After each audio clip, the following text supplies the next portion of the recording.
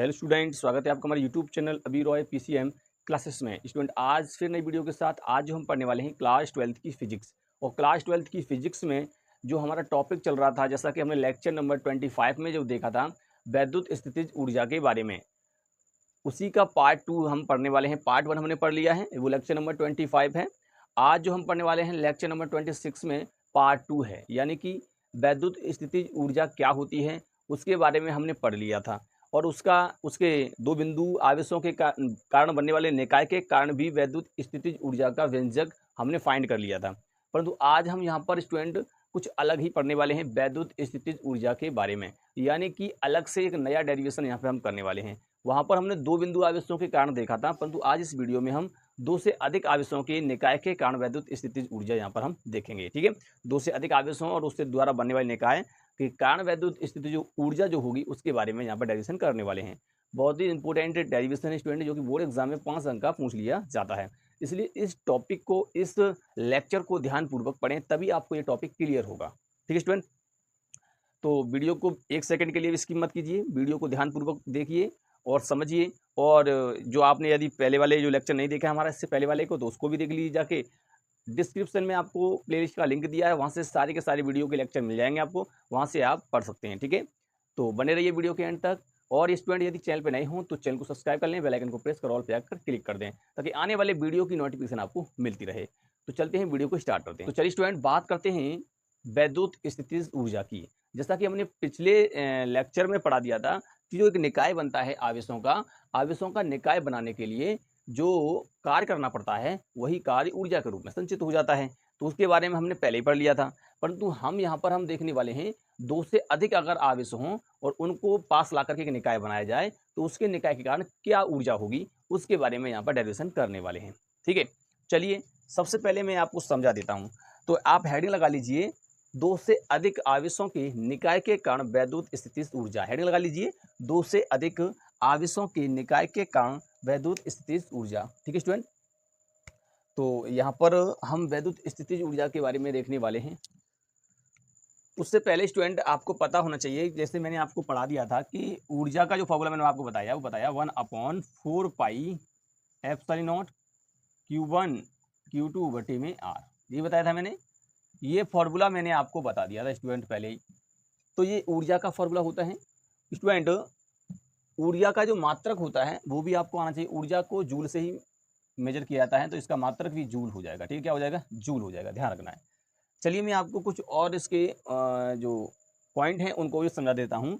देखिए, अगर स्थिति ऊर्जा कब बढ़ेगी, अगर देखो धनात्मक कब होती है, जब सजातीय आवेश होते हैं, यानी कि एक प्लस का आवेश दूसरा भी प्लस का आवेश हो, दोनों ही प्लस के आवेश होंगे आपके, तो क्या होगी? स्थितिज ऊर्जा बढ़ेगी, यानी कि धनात्मक होगी। ठीक है नहीं? तो यहाँ पे आप लिख सकते हैं कि सजातीय आवेश। कैसे? सजातीय आवेश, सजातीय आवेश, आवेशों की निकाय की ऊर्जा,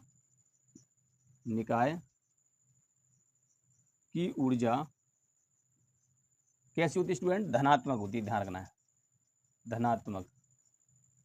ठीक है, धनात्मक होती है। सजातीय आवेशों की जो निकाय की जो ऊर्जा होती है वो कैसी होती है? धनात्मक होती है। पहला पॉइंट तो ये होता है।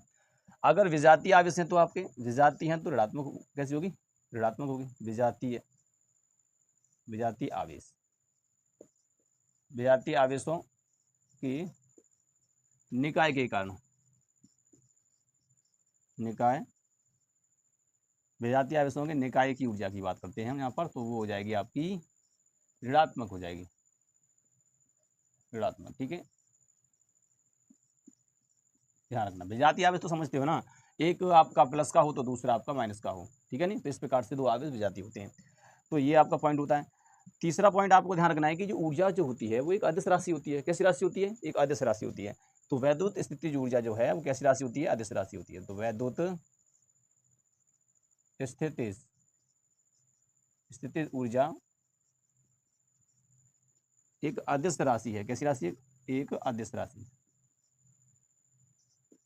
अदिश राशि है। ठीक, क्लियर? तो इतना आपको पता भी होना चाहिए। ठीक है, तो ये मैंने कुछ पॉइंट रह गए थे वो मैंने इस वीडियो में आपको क्लियर करा दिए। चलिए अब हम बात करते हैं दो से अधिक अगर आवेश हों तो उसके निकाय कारण ऊर्जा क्या होगी, उसके बारे में बात करते हैं। तो चलिए इसको नोट कर लीजिए, मैं इसको रफ कर देता हूँ।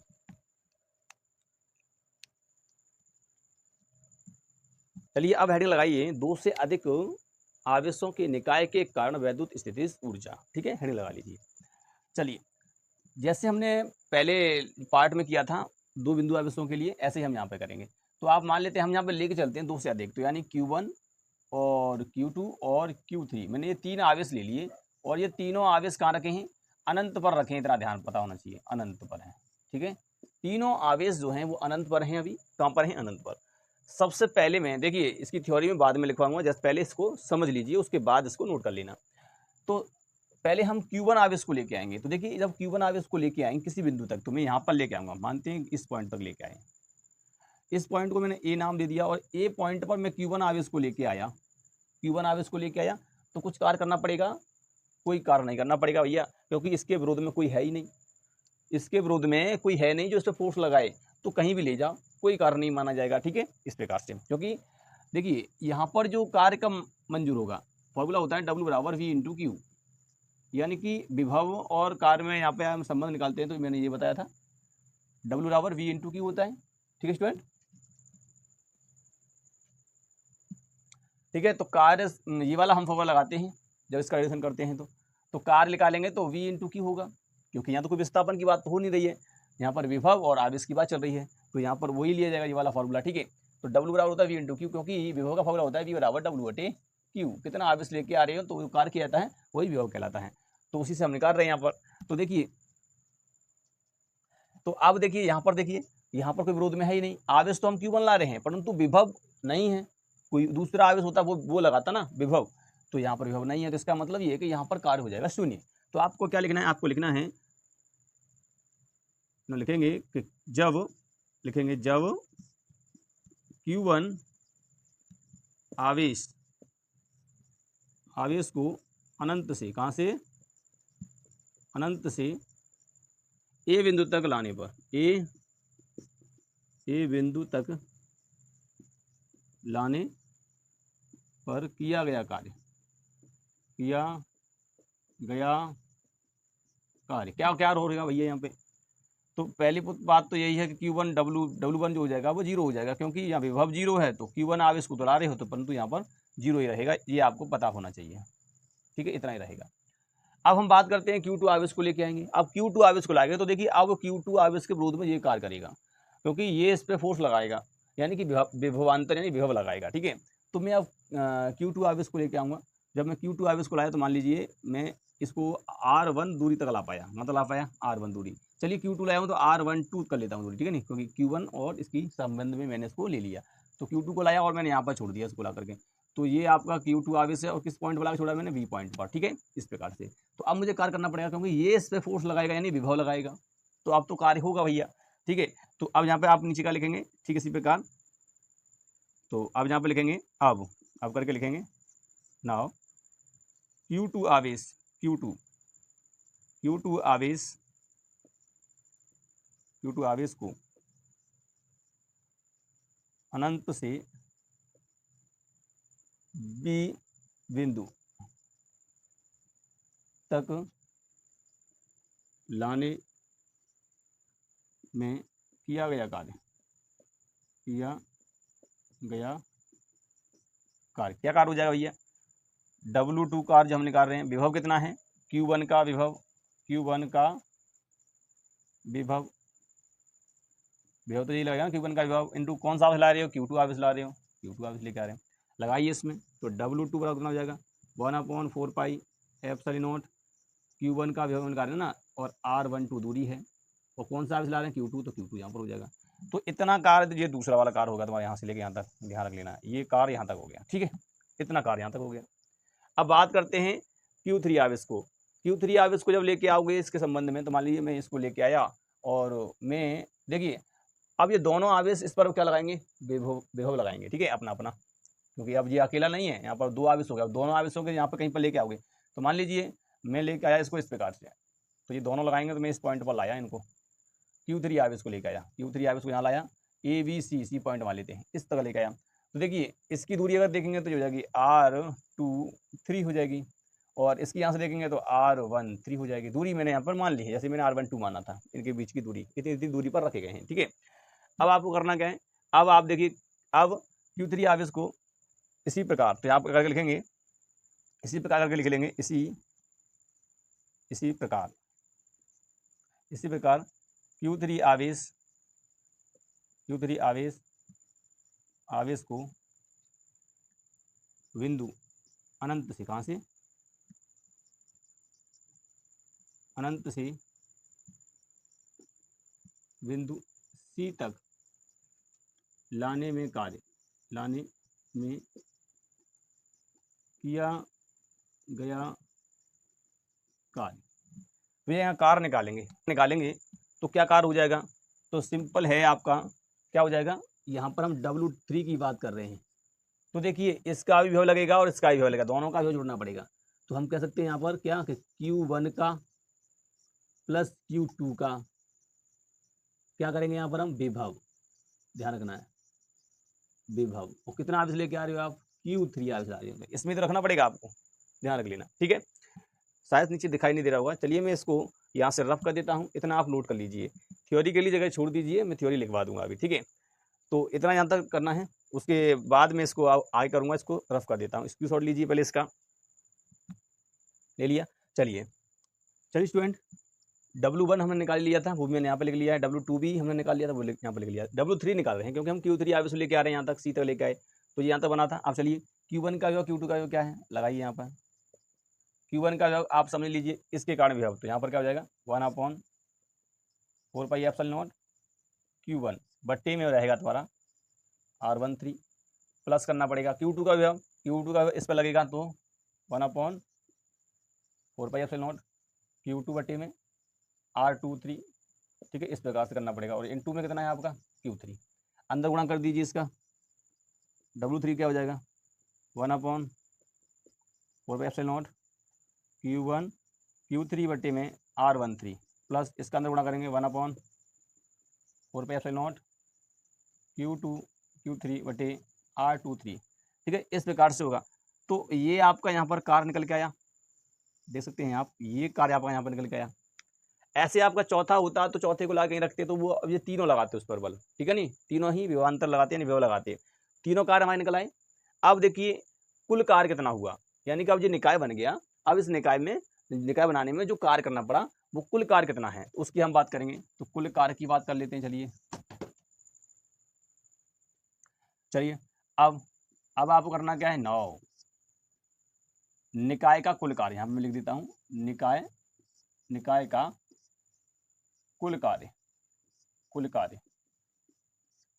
कितना हो जाएगा भैया, कुल कार्य देखिए, अब कुल कार्य में आपको जोड़ना पड़ेगा, क्या करना पड़ेगा, W बराबर हो जाएगा W1 plus W2 plus W3, जोड़ना पड़ेगा, तो जोड़िए, W1 तो 0 है, W2 कितना दिया है, W2 आपका ये दिया है 1/4 pi epsilon not Q1 Q2 बटे R12 प्लस W3 का मान ये दिया है, तो 1/4 pi epsilon not Q1 Q3 बटे में R13 plus 1/4 pi epsilon not Q2 Q3 बटे में R23, ठीक है, इस प्रकार से हो जाएगा।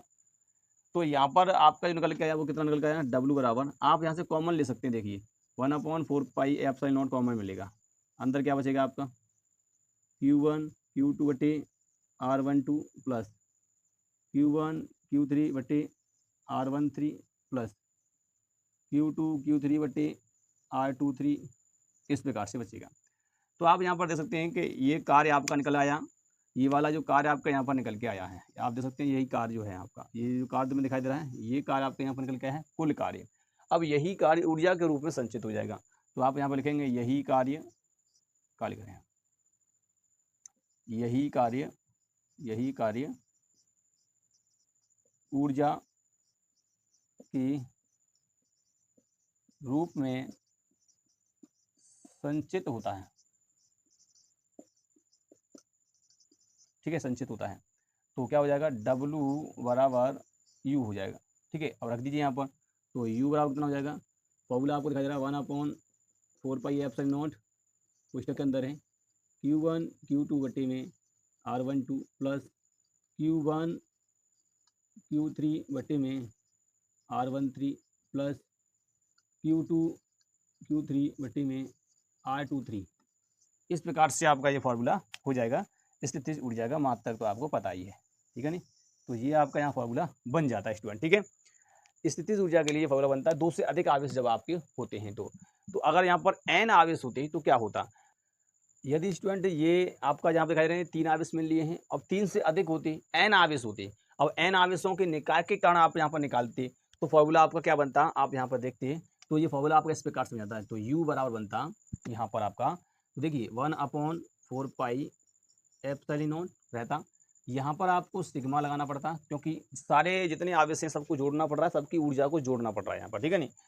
अब कितने n आवेशों के लिए हम बात करें तो nों का ही तो योग किया जाएगा। n जो हमने कार्य निकाले हैं सभी की ऊर्जाओं को जोड़ दिया जाएगा, कार्यों को जोड़ दिया जाएगा।